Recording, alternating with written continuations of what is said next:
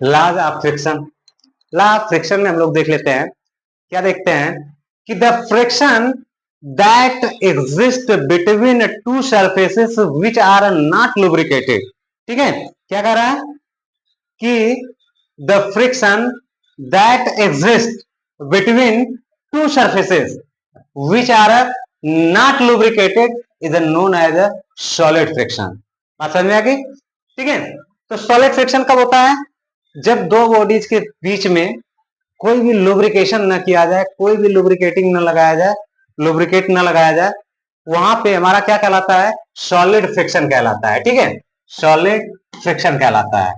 ठीक, अब इसके बाद कह रहा है, अब इसके बाद कह रहा है कि to surfaces, to surfaces may be at rest. ठीक है, दो सरफेस है, या तो वो रेस्ट में होंगे, ठीक है, और one surface of the moving and other is a rest. ठीक है, या तो दोनों सरफेस रेस्ट की अवस्था में होंगे, या एक सरफेस मूव करेगा, एक सरफेस रेस्ट करेगा। ठीक है, the following are the law of solid friction. Clear? तो यहां पे एक पॉइंट है, देख लेते हैं क्या कहता है कि the force of a friction act the force of a friction act the opposite direction. ठीक है, opposite direction in which surface is having, surface is having tendency to move. जब किसी भी बॉडी को, जब किसी भी बॉडी में टेंडेंसी ऑफ मूव यानी गति करने या एक जगह से दूसरे जाने की संभावना हो, तब फोर्स ऑफ फ्रिक्शन क्या होगा? ये ऑलवेज हमारा अपोजिट डायरेक्शन में वर्क करेगा। Suppose that force of friction, applied force जो है हमारा इस डायरेक्शन में जा रहा है, यानी हमारी ये बॉडी इस डायरेक्शन में मूव कर रही है, तो हमारा फोर्स ऑफ फ्रिक्शन किस डायरेक्शन में जाएगा? जस्ट अपोजिट डायरेक्शन में। ठीक है, सेकेंड कह रहा है द फोर्स ऑफ फ्रिक्शन, ठीक है, the force of friction is always equal to the force applied to the surface. ठीक है, फोर्स ऑफ फ्रिक्शन इज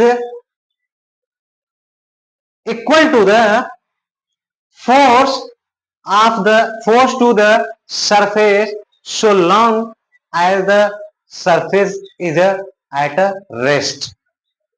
ठीक है, क्या कह रहा है कि अप्लाइड फोर्स, ये जो अप्लाइड फोर्स है, ये फोर्स ऑफ फ्रिक्शन के इक्वल होगा कब? जब ये दोनों सरफेस हमारा क्या होगा? रेस्ट की अवस्था में होंगे, स्थिर अवस्था में होंगे, तब। बात समझ में आई? क्लियर? ठीक है, क्या कह रहा है कि when force of a friction, when force of a friction is equal to the applied force, ठीक है, applied force at the condition of rest। ठीक है, रेस्ट की अवस्था में हमारा अप्लाइड फोर्स और फोर्स ऑफ फ्रिक्शन ये हमेशा क्या होगा? इक्वल होगा। नेक्स्ट पॉइंट कह रहा है कि when the point of the, when the surface is on the point of motion, when the surface is on the point of a motion, surface जो है point on the motion पे है, कहने का मतलब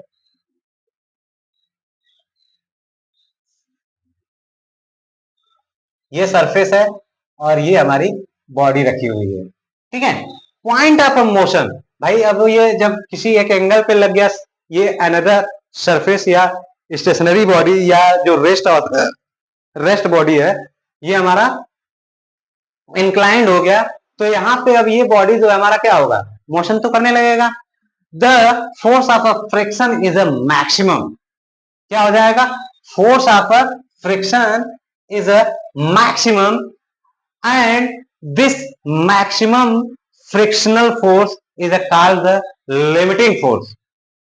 ठीक है, क्या कहलाएगा? The maximum frictional force is called limiting force. इसे हम लोग क्या कहेंगे, लिमिटिंग फोर्स कह सकते हैं। कि अब उससे ज्यादा अगर हमने इंक्लाइनेशन किया तो ये बॉडी ऑटोमेटिक फ्रिक्शन लेस की तरह स्लाइड करके डाउन चली जाएगी, नीचे चली जाएगी। ठीक है, क्लियर। कि the limiting frictional force bear a constant ratio. The limiting frictional force bear a constant ratio to the normal reaction between two surface. ठीक है, क्या कह रहा है कि the limiting frictional force bear, मतलब बियर मीन्स होता है सहने की क्षमता या जो भी है। ठीक है, the limiting frictional force bear to the bear a constant ratio। ठीक है, ये एक कांस्टेंट रेशियो में होता है to the normal reaction of between two bodies, दो बॉडीज के बीच में। ठीक है, या दो सरफेस के बीच में। ठीक, नेक्स्ट पॉइंट क्या कह रहा है कि the limiting frictional force does not depend upon the shape and areas of the surface in contact। क्या कह रहा है कि the limiting frictional force does not depend upon the shape and areas of the surface in contact। ठीक है, अब जो limiting frictional force है ये इस बॉडी के या इस बॉडी के ये जो सरफेस है, ठीक है, जो दोनों सरफेस के बीच में कांटेक्ट हो रहा है, ना ही इनके शेप पे डिपेंड करता है, ना ही इनके एरिया पे डिपेंड करता है। बात समझ में आ गई? ठीक है, नेक्स्ट पॉइंट चलते हैं हम लोग। कह रहा है कि the ratio between limiting friction and normal reaction is a slightly less.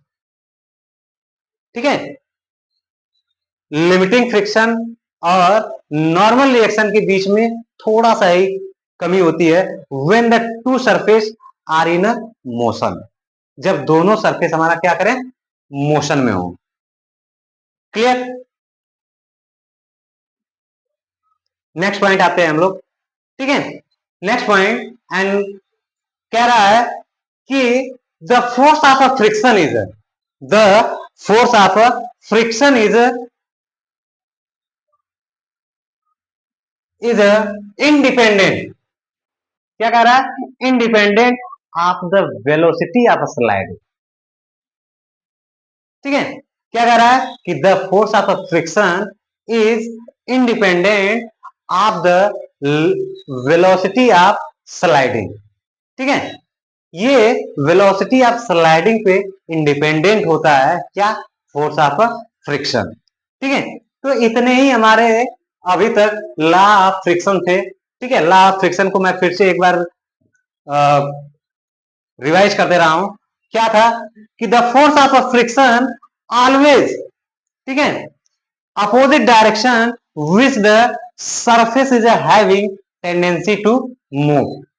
ठीक है, क्या कह रहा है कि जो फोर्स ऑफ फ्रिक्शन है ये हमेशा अपोजिट डायरेक्शन में लगेगा in which surface having tendency to move, जिसमें इनमें मूव करने की अगर संभावना हो तब। ठीक है, सेकेंड पॉइंट था हमारा the force of friction is equal to the force of applied. ठीक है, force of friction is always equal to the applied force at between two surface at a rest condition. जब दोनों स्थिर अवस्था में हो तो अप्लाइड फोर्स इक्वल टू हमारा क्या हो जाएगा, फोर्स ऑफ फ्रिक्शन हो जाएगा। ठीक है, नेक्स्ट पॉइंट कह रहा था कि when the surface is on the point of a motion, when the surface on the point of motion, point of motion पे हो। ठीक है, तो क्या कह रहा था कि the force of friction is a maximum. ठीक है, then the maximum frictional force is called the limiting force. उस कंडीशन में हम लोग क्या कहेंगे, जो मैक्सिमम फ्रिक्शनल फोर्स है वो हमारा क्या हो जाएगा, लिमिटिंग फोर्स हो जाएगा। Next, the limiting frictional force bear a constant ratio. The maximum, the limiting frictional force bear a constant ratio to the normal reaction between two surface. ठीक है, नेक्स्ट पॉइंट क्या रहा था, the limiting force frictional force does not depend upon the shape and areas of the surface in contact। जो दो surface के बीच में, ठीक है, दो सरफेस के बीच में जो भी हमारा लिमिटिंग फ्रिक्शनल फोर्स है, वहां पे ना फर्स्ट बॉडी की शेप और एरिया देखी जाती है, ना ही फर्स्ट बॉडी की यानी सॉलिड बॉडी की शेप और एरिया देखी जाती है। ठीक है, द नेक्स्ट पॉइंट कह रहा था, the ratio of limiting friction and normal reaction is slightly less when the two surface are in motion. क्या कह रहा है कि जब दोनों मोशन हमारा क्या हो, दोनों सरफेस हमारा क्या हो, मोशन में हो, तो उस समय लिमिटिंग फ्रिक्शन फोर्स और नॉर्मल रिएक्शन हमारा क्या हो जाएगा, स्लाइटली लेस हो जाएगा। इन दोनों के बीच की जो रेशियो होगी वो स्लाइटली लेस ही आएगी, हमेशा कमी आएगी। ठीक है, नेक्स्ट पॉइंट क्या रहा था, the force of a friction is independent of the velocity of sliding. ठीक है, क्या कह रहा है कि the force of a friction is independent of the velocity of sliding. ठीक है, तो ये हमारा था लॉ ऑफ फ्रिक्शन।